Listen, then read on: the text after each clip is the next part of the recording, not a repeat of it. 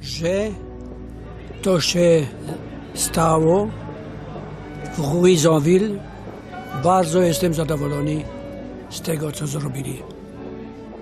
Będę miał dobre pamiątki.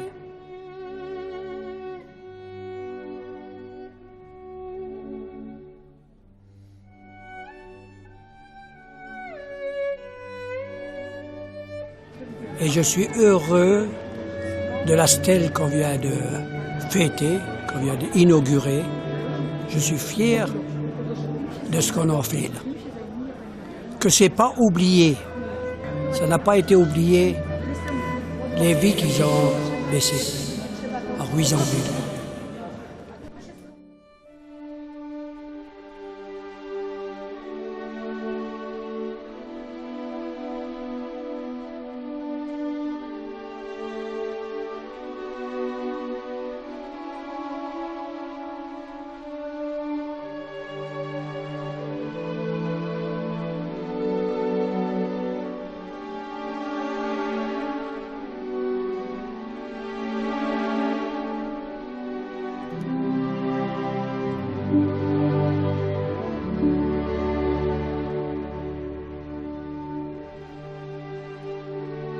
Ils partent le 3 au matin.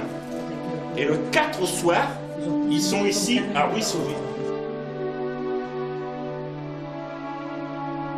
C'est des 2 soldats polonais qui vont être tués. Et c'est pour ça que ce dimanche, monsieur le maire de Louisonville a voulu honorer leur mémoire.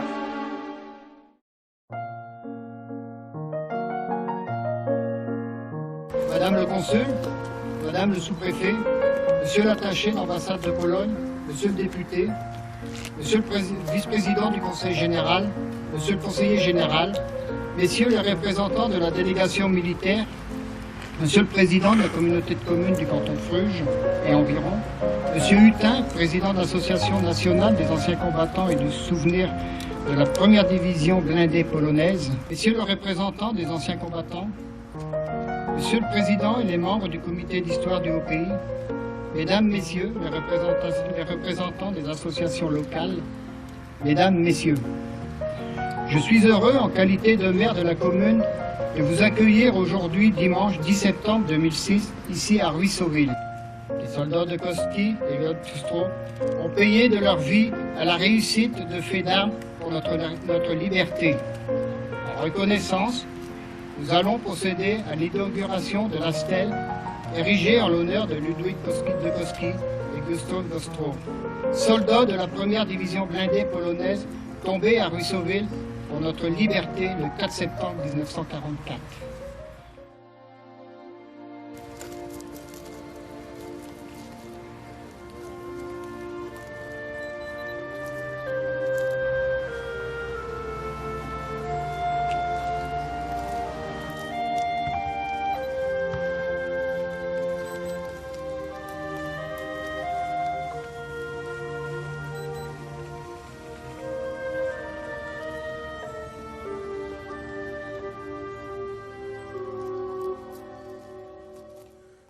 Je suis colonel Kozicki, l'attaché militaire de Pologne. Et je voudrais vous remercier pour tout ce que vous avez fait pour les jeunes soldats qui ont donné leur vie pour votre et notre liberté. Et je veux dire que c'était formidable ce que vous avez fait.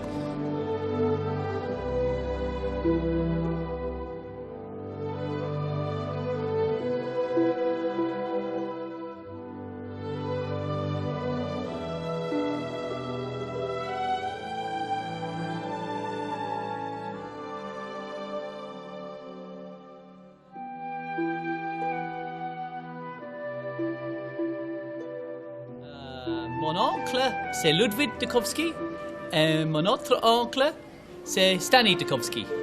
Et je viens ici pour la cérémonie de Ludwig. Je vois la tombe 6-7 années passées.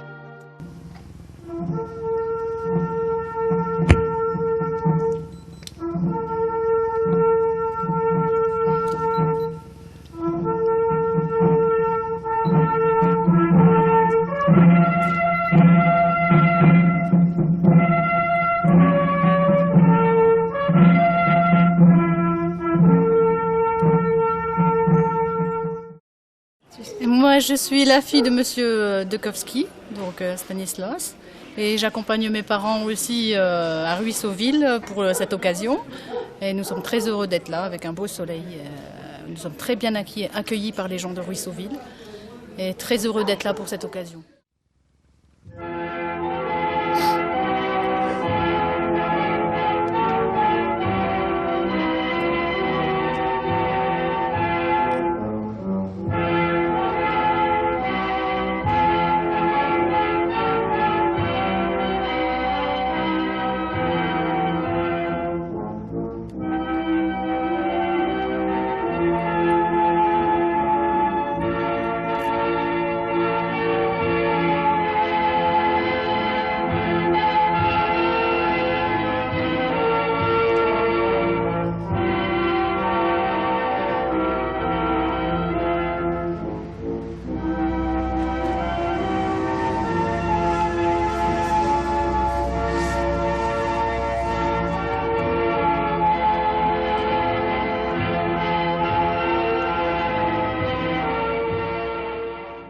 C'est un moment émouvant parce que ces Polonais de 20 ans, Ludwig et Gustav, qui ont libéré notre pays, notre canton, ont fait un travail remarquable. Ils avaient un passé difficile. Les Jalons, c'était des enfants parce qu'ils sont l'âge de mes enfants et ils avaient déjà vécu des choses tellement lourdes, tellement dures.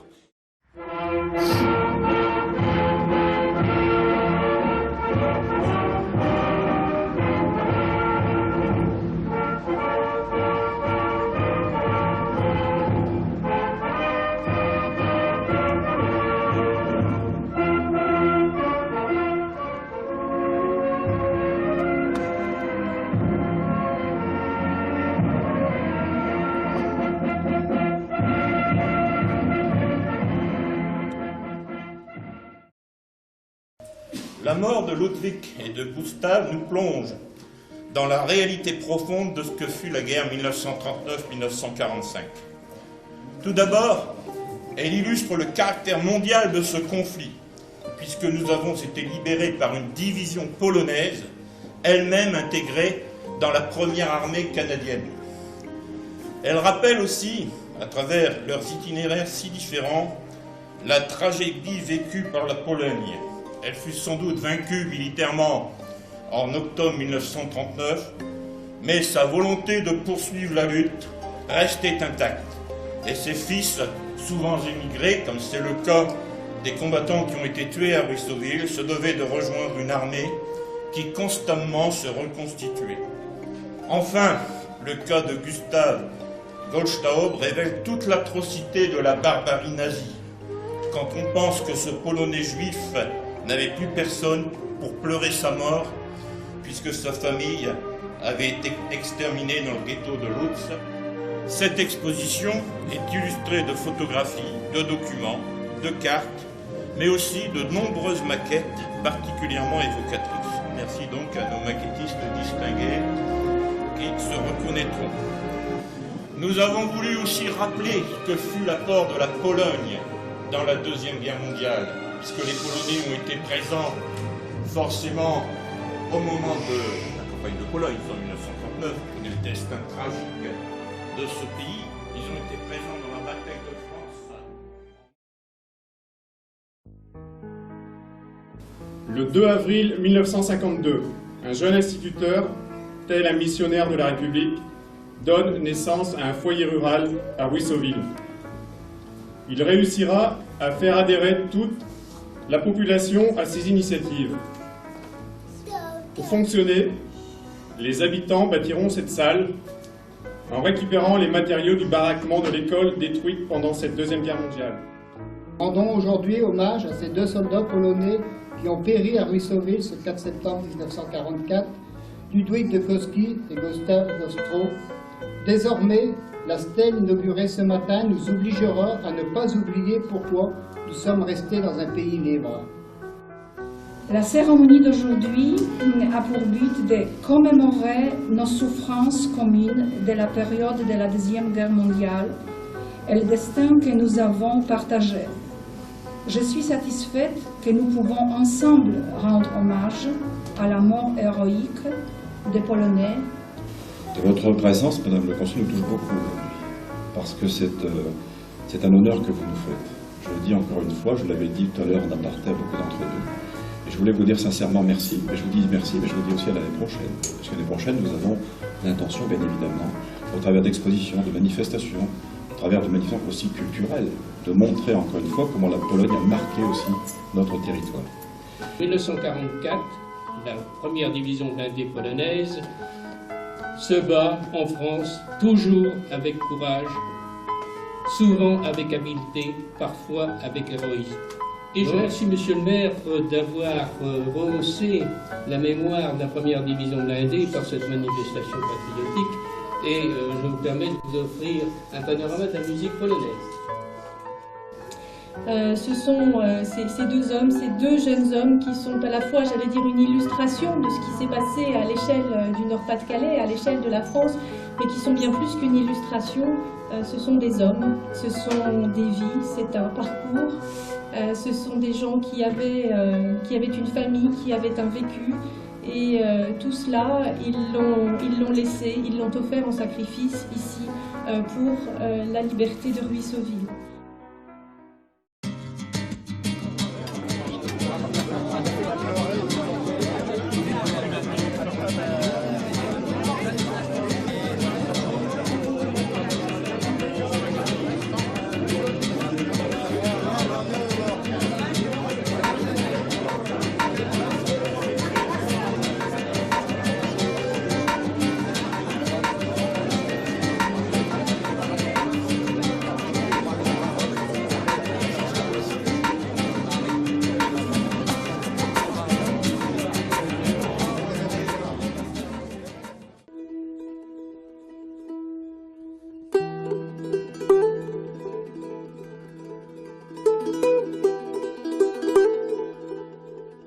C'était ça que je voulais faire. Voilà. En fait, c'est pas un parachute. Ils ont été occupés pendant 4 années par les Allemands, et ceux qui ont libéré notre région dans le Pas-de-Calais, là où nous sommes, ce sont les Canadiens, ce sont les Britanniques, ce sont aussi les Polonais. Les Polonais qui arrivaient, les chars polonais, d'arriver trop vite.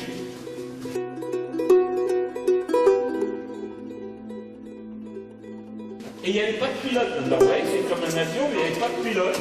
Ça partait, puis ça devait aller exploser sur l'Angleterre.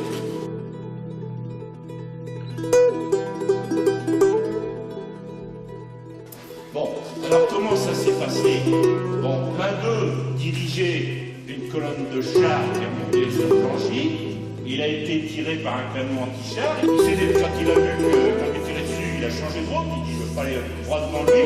Et malheureusement, en revenant ici sur la route d'Azincourt, en débouchant, il s'est fait tirer dessus par un autre canon qui l'a tué. Ce personnage, ce soldat, s'appelle Ludwig de Kowski.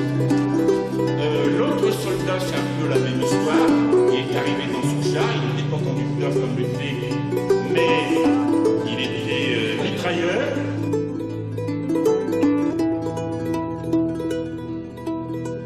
J'ai retenu qu'il y avait des soldats, des Allemands, tout ça, des maquettes.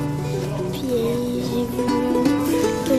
j'ai su que les Allemands ils avaient envahi notre pays et puis qu'ils avaient bombardé l'école de Fruges. L'Allemagne elle nous a envahis, puis nous du coup il y a des avions qui sont partis pour détruire des usines.